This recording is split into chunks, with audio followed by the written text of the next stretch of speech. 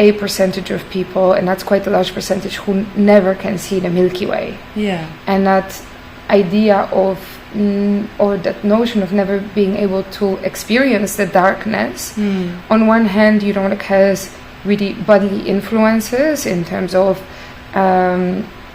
this kind of idea that you have to be productive all the way, that leads to exhaustion, and so on, or like problems with sleeping, then like not being able to actually have a rhythm, and there's implication that you should be active almost, or like available 24/7, because you can never really switch off. It's always possible to go on, but then also this other idea, the fact that you don't see, you don't have a visual connection with the universe, you start to feel detached from it. So it's also harder to connect with other forms of being, or also your role in the universe, and then you kind of start to implode, and not be able to recognize, you know, your position or your role in a larger complex system, that you're only a tiny part. A zeitgeist kind of thing, that, you know, we are in this neoliberal capitalist era where we think we know everything, we can prove everything, it's all about efficiency, it's all about here and now, and the fact that there are so many processes that we are not able to control, that, you know, life as a phenomenon is incredible. We don't really ask these questions. It's not part of our relationship with the world. And the hypothesis that we then try to explore in that research was also, to what extent is it perhaps driven by the fact that we are never even in a visual contact with it. We're never reminded that, you know, there's something larger, and that you, I don't know, like you can be at that you suddenly you go out and you see the night sky, and you feel so small. To feel like it's sort of semi-day. You know, like you don't experience darkness. No, definitely. Yeah.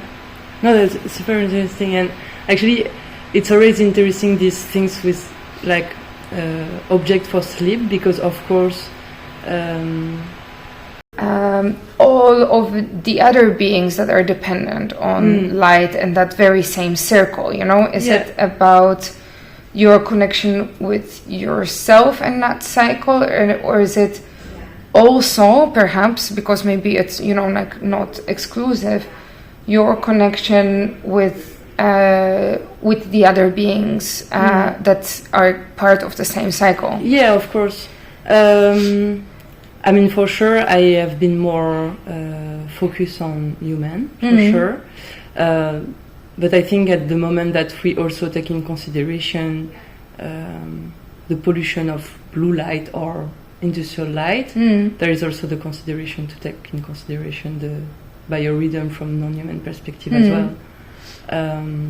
But I won't say that I will. I don't know, like I often kind of tend to forget the stuff that, I don't know, I have plants at home, like here, and you know, then they also receive artificial light. And sometimes, you know, if I'm up at night, I don't think about the fact that I distort their rhythm too, you know.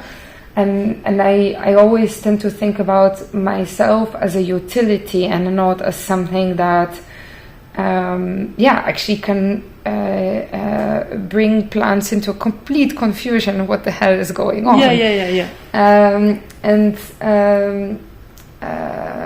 In terms of, you know, this particular perspective of care ecologies, I think that a lot of the notions that we discuss and discover, they're healthcare related, but also in terms of, you know, like how healthcare works as an institution, and who cares for whom, and what does it mean to care. So I think maybe that's also interesting for you to consider, for that, if you're considering that it's there's always more to it than we tend to think, and I think you can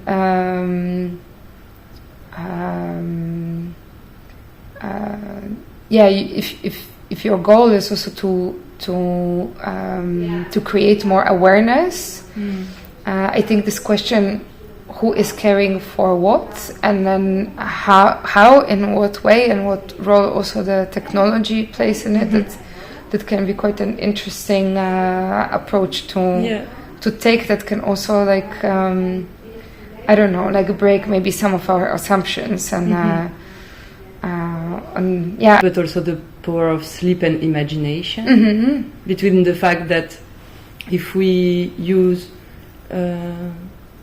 like, of course, the society will impose on you the fact to sleep at a certain time and going to bed and going to wake up, and then and at the same time sleep is also a right, and the fact to use the power of imagination as a way also to free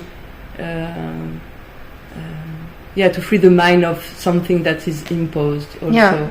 And it's what I try to implode with this imagination with the sky and so on. It's the power of imagining as almost a right, that it's something not like a productive thing, but just imagining